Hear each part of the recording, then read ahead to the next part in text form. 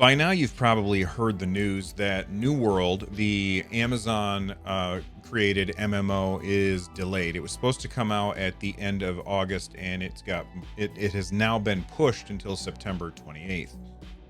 Whatever you like, wherever you land on the excitement level for that particular game, I'm incredibly disappointed because I was having a lot of fun in the closed beta. But I think that it's a good thing for Amazon to look at this and say, all right, well, clearly we have to fix A, B, and C before the game launches. We've taken our beta data and we are applying it, and we're going to delay the game. I think that at the end of the day, I would rather have a game get delayed and come out stronger than have the game rushed and have the experience not so great at the very beginning. We've all played games where clearly it wasn't ready, and the game suffered the consequences for not being ready. There's of course going to be people that say, well, it's an MMO, and because it's an MMO, then you can just kind of fix it while the things are running. And I do understand that, but you also want to have a good launch. You want the launch to be as flawless as possible, because quite often MMOs launch and they never fully recover from a bad launch. We have a couple of examples of games that have come back from bad launches. Games like Elder Scrolls Online didn't have the best launch. It's a really good MMO. Final Fantasy 14, which I've been playing a bunch of recently, had a terrible, disastrous launch. And they've turned that game around so much so that it is getting all kinds of hype right now. And if you want to see streams of me playing some Final Fantasy 14, let me know in the comment section down below. I really have been enjoying that game. But New World has been delayed, and I figured I would take this opportunity to talk about my experience with the game so far. I want to start with the combat. The combat in this game feels absolutely fantastic. I did a live stream here on the channel of myself playing New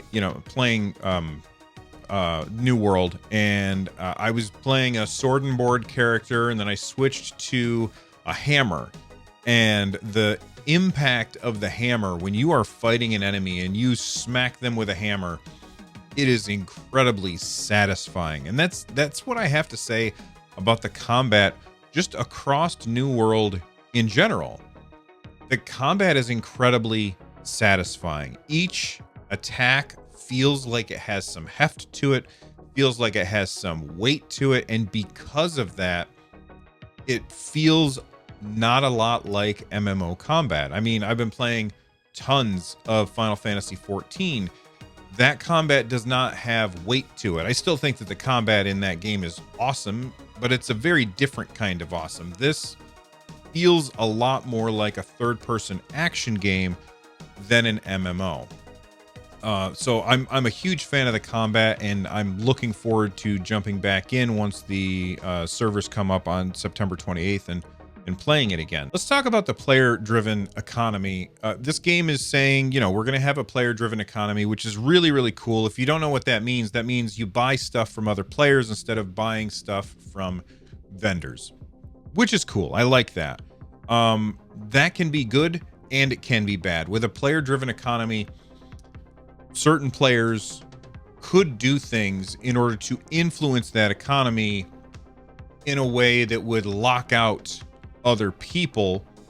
So that part makes me a little bit nervous. But if Amazon has the right, speed bumps or road signs in the game in order to prevent that kind of thing from happening, I think a player-driven economy is better than going up to a vendor and buying a thing. It's cool when you can go up to the market board and you can say, all right, I want to buy 13 copper things so that I can make this, and then turn around and sell that on the auction house. Like, that kind of thing is really cool. So I like that idea. And for me, I'm always been somebody who doesn't get into crafting too much in these games. So when I played the New World closed beta, I didn't do much crafting, but what I did a lot of is gathering. And the gathering stuff is very cool.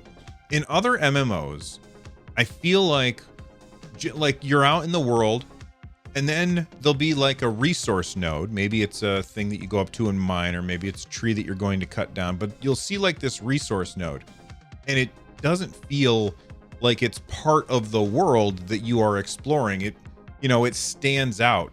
And, you know, sometimes it's important to have it stand out so that the player can notice it as they're running by. But it stands out, and I feel like it kind of ruins immersion a little bit. In New World, everything feels like it is part of the world. As you're walking through the brush, you can stop at any point and be like, all right, I'm going to grab some light wood from this brush, or I'm going to bend down and pick up some flint off the ground. And all of this stuff just seems to be naturally there, but you can interact with it and pick it up or chop down a tree and have that tree disappear. And another thing that I love is you can go into the menu and it will, like I asked in chat, I was like, how do you know where you can find hemp? Because I was trying to make a bow and I needed to find a piece of cloth of some kind. I can't remember what it was. And so I was like, oh, how do I make that? Oh, I need to find hemp. And so I was running around in the world looking for hemp. I couldn't find it. And so I asked chat and I was like, how do I find hemp? And somebody said, oh, it's north of the Hermit or something like that. And so I went north of the Hermit. I'm looking around and I'm having trouble finding it. And I said, well, what does it look like? And they said, open up your crafting, your player skill tree. And if you open up the gathering tree for plants or whatever it is, I can't remember what it's called, it has a picture there of each resource type, so you know what it looks like. And so I looked at it, and remember, everything blends into the world. So that's why I was having trouble finding it. But since I opened it up and I saw the picture of what it looked like, I closed that, and sure enough, there was some just across the river from me. So I went across the river and I ended up picking that, and I was able to make the bow that I was trying to make. And I thought that that was an incredibly cool moment. And you can do that for all of the different gathering professions. All of them have pictures of everything labeled, which is really cool. It's very seldom that I log into a game and I feel like I can get lost in the world. I think the last game that made me feel that way was Valheim. You know, I logged into Valheim, walking through the woods in the swamp or, you know, in the Black Forest, and you see those trees swaying back and forth in the wind, and you feel like you are in a place that feels real. Even though Valheim's, you know, the art department did not go for a realistic feel, it still felt realistic, if that makes sense. If anybody who spent any time in the woods would probably agree with me. And I'm getting that feeling from New World as well. I love the environment that you're going through. I also love that you can pretty much, there's no classes. You get a build based on the weapons that you are holding, the skill points that you've purchased, and the armor that you're wearing.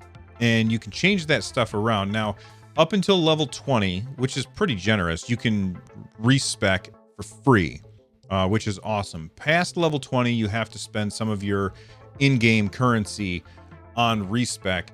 I'm not sure how punitive that is, because I think I only got up to like level 16 or so.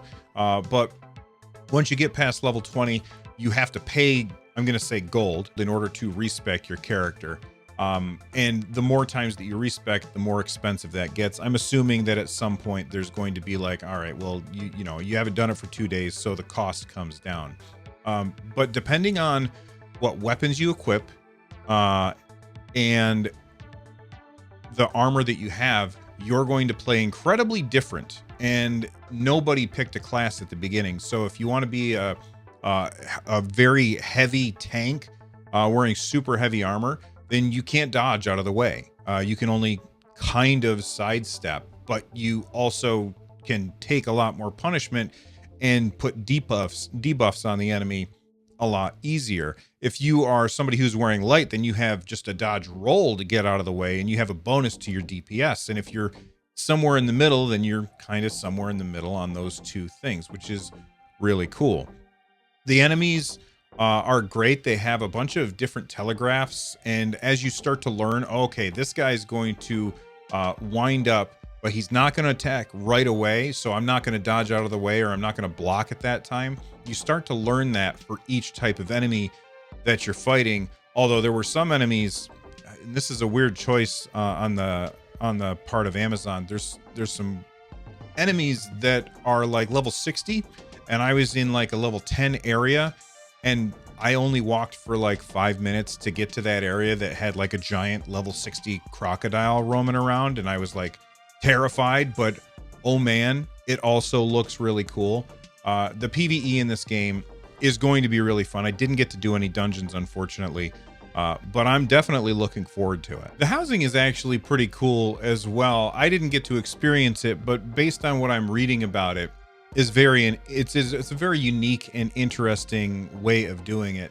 Like most MMOs, housing its instance, meaning that if I walk into my house, you're going to walk into my house at the same time, but you're going to walk into your copy of that house, and I'm going to walk into my copy of that house. And as we decorate our houses with, you know, the garbage that we find in the world, our house will earn a score, and the house with the biggest score will be visible to the other people in that settlement. So basically it's like, hey, look, that's how the end game of a lot of MMOs work. It turns into fashion wars or house decorating, because yeah, the combat is really cool and the end game dungeons and stuff are awesome and the PvP stuff is cool, but at the end of the day, a lot of times people end up just standing around talking to their friends while they play dress up in an MMO. And the idea that your house is scored based on how much effort you put into decorating it, and the one with the top score is the one that people see as they walk through town, I think that is really, really cool. It feels kind of traditional, which is a weird thing to say because it's not like the other MMOs that we have today. It's not like modern MMOs.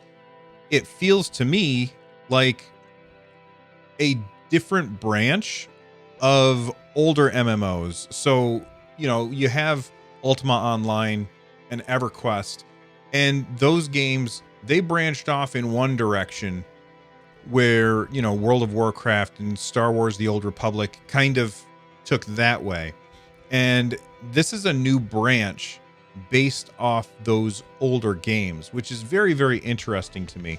The PvP aspect from Ultima Online and I don't want to say punishing, but higher stakes of EverQuest. I remember if you don't know, I have a podcast called 143 Pixels, and on that podcast, I sat down with David Brevik, who is the guy who, you know, came up with Diablo back in the day, the original Diablo forever ago. And he and I talked about one of his favorite games of all time, EverQuest. And it's also one of my favorite games of all time. And if you were sitting there listening to that episode, then you heard us talk about, oh man, remember when, you know, if you were a barbarian, you couldn't see in the dark, or if you got killed, you had to go find your corpse, and you were, you know, you didn't have any of your gear and you de-leveled, and it sounded terrible. But as he and I were talking about it, we were like so nostalgic for it and excited about it. And this game didn't have a map, and you had to type /loc over and over in chat to find things, or sense heading. You had to use the sense heading skill, and it would be like, oh, you think you're heading north. Like, it was like that kind of thing. I always thought that was really cool. But of course, you know, the MMOs moved toward a more convenience centered focus. This branch feels different than that. It feels like we've gone back down to EverQuest and branched in a different direction. And I think that's very interesting. Now, it might turn out that as I play this game, I'm like, yep, you know what? I can't compete with all of the people who are going to no life this thing, where they just sit down and they play for 10 hours a day. Like, I just can't handle that. Maybe that's what's going to happen, but maybe, you know, I'll log in and run out into the woods and, you know, farm some iron and chop down some trees and, you know, bring it back and put it on the market board and sell it, and then buy myself a cool new shield and then go out and kill some zombies. Like, that's the kind of thing that sounds very, very cool to me. I mean, they have quest systems that point you in certain directions, which is cool, but I like the idea of just having this world that I'm inhabiting with my friends, and we're running around in the world checking stuff out, and it just sounds really cool to me. So I'm excited for New World. As far as massively multiplayer online role-playing games go, New World requires a pretty decent PC. I feel like I've got a good computer. It struggled to play New World and record footage of New World at the same time. In order to do that, I had to lower all of the settings down and like lower the resolution and turn a bunch of stuff off. And then I was able to still play the game while I recorded, but you know, I didn't really want to play that way. What I was really hoping is that that game would come to Luna, because Luna would mean that I would be able to play this game, which requires some pretty decent hardware, without having pretty decent hardware. And there's going to be a lot of people out there who get this game and they're just unable to really play it to its fullest potential because it requires such a beefy computer. So I really do hope that in the future it comes to Luna, because that'll lower the barrier to entry for a lot of people. Now, the footage that you saw in this video, all of the stuff that I filmed for this, all that footage was captured using this capture card, which was sent to me by Cloner Alliance, but this is not an ad. They just asked me to check it out, and they don't get to see this video before you do. But they sent this capture card and they asked me to check it out. And usually my capture card is in my computer, so playing a game on my computer, I can't use the capture card in the computer to then capture it. But I was able to hook this up to my second computer, which is my Mac that I use for video editing. And that's how I was able to capture the video that you got to see in this video. If I said video too many times, whatever. I'm curious, what do you all think about the footage that I posted? Usually I use a Elgato 4K 60 Mark II. This time I use the Cloner Alliance Flint 4KP Pro, which does have HDR pass-through, which I like a lot. I don't think that did anything for this game, but very cool. And I'm just curious what you thought of the footage. Did you think that it looked pretty good compared to the other stuff that I post as well? Anyway, thank you very much for watching. Before you get out of here, leave a comment down below and let me know, what do you think of New World? Is it a game that you're going to be playing? Are you going to take a pass on it, or are you going to wait for it to come to, let's say, Luna before you jump in on it because of maybe not having the best computer for it? Let me know down below. And of course, don't forget to subscribe if you haven't already. I will see you all next time. Until then, stay awesome, everybody. Bye-bye.